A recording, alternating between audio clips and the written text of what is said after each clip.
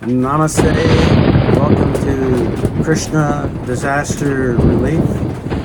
This is video number 1, which is going to be a short introduction to let you know a little bit about the history of Krishna Disaster Relief and what it's all about. And trust me, there's a lot more to this than you might think. These videos shouldn't be longer than 10 or 11 minutes. And like I say, this is the first one, and I'll be explaining so much more in future videos. So please subscribe, and then you that would be great. There's also a little thumbs up. Everybody says that this is important for the channel to grow. So if you could hit the thumbs up, thank you. Subscribe, thank you. And hopefully you will be moved, like I have been, to become part of Krishna Disaster Relief. But first, I'll tell you a little bit about how I started Krishna Disaster Relief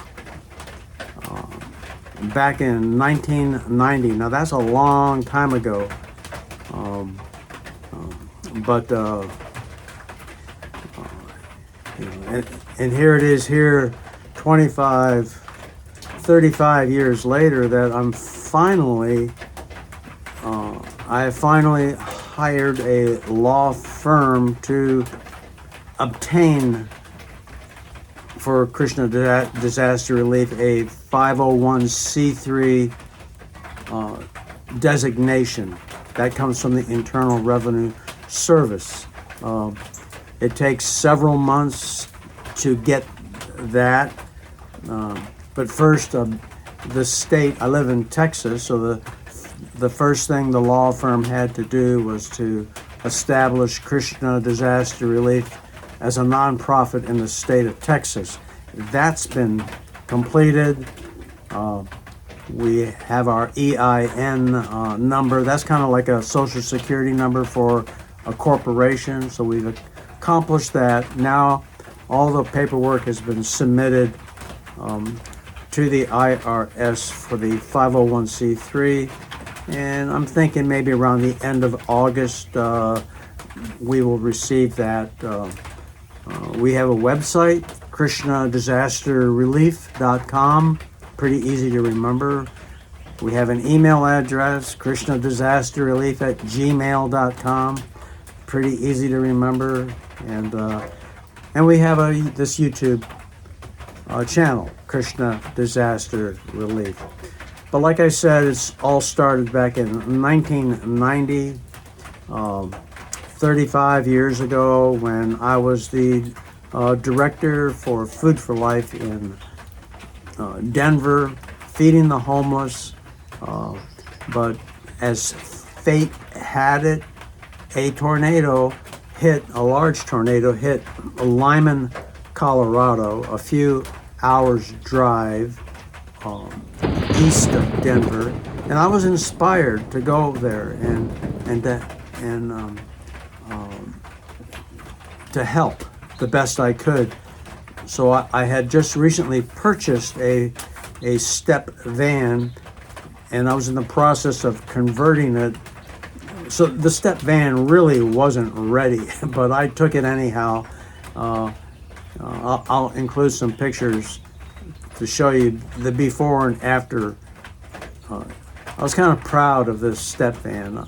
I worked real hard on it, but regardless of it not being ready, I went out there, and because of my military training, as soon as I got there, I could sense that there was an organization.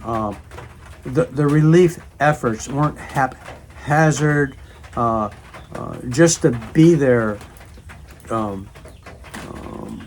was lucky to be allowed into the town.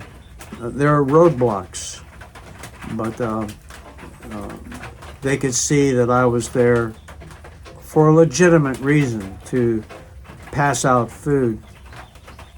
And this is when I discovered for the first time a different type of homelessness.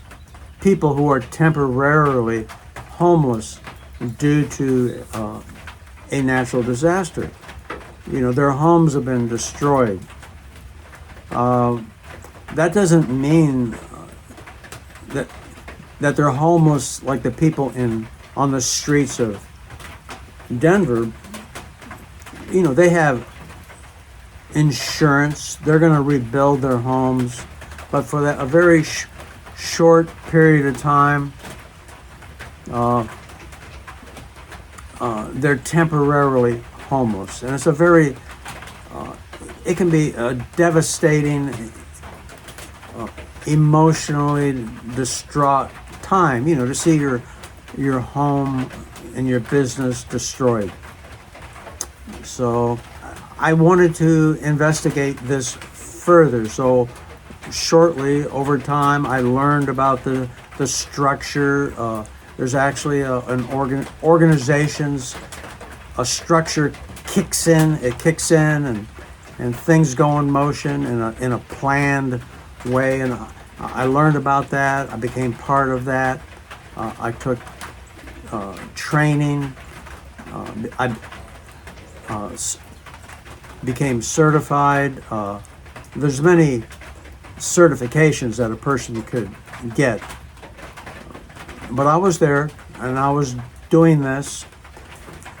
And then I was called by the American Red Cross in Denver, asking that I meet with Mr. Bobby Baines. He was flying in from Washington, D.C., and he wanted to talk to me.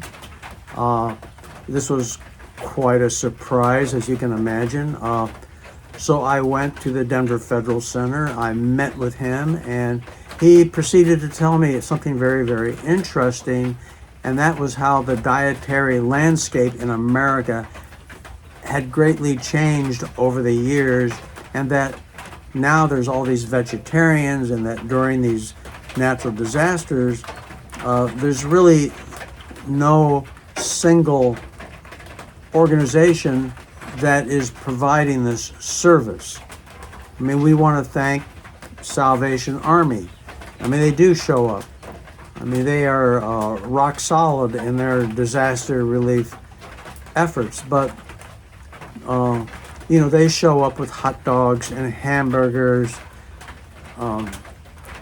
and this was weighing heavily upon Mr. Baines, and he was asking Krishna Disaster Relief to have a seat at this table, this America's Disaster Relief Response Organization, this table, which was created by an act of Congress.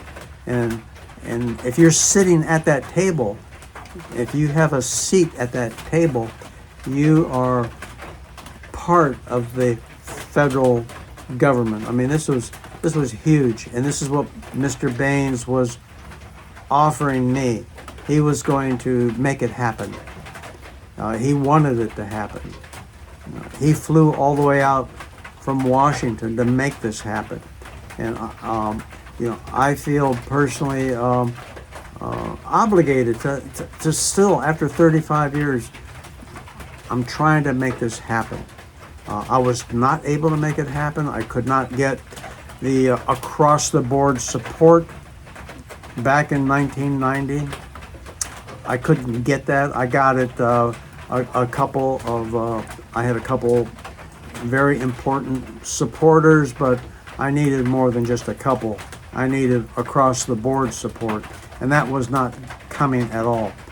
So I put everything on hold. I gave Mr. Baines a nice donation. I just said, man, I need a rain check on this. So this concludes this very short video, but I'll be putting out another video, and until then, thank you so much for listening, and I really hope that eventually I'll hear from you and you can become part of this. This is really exciting, and if you choose to become more involved, that's going to make me very happy. Very happy.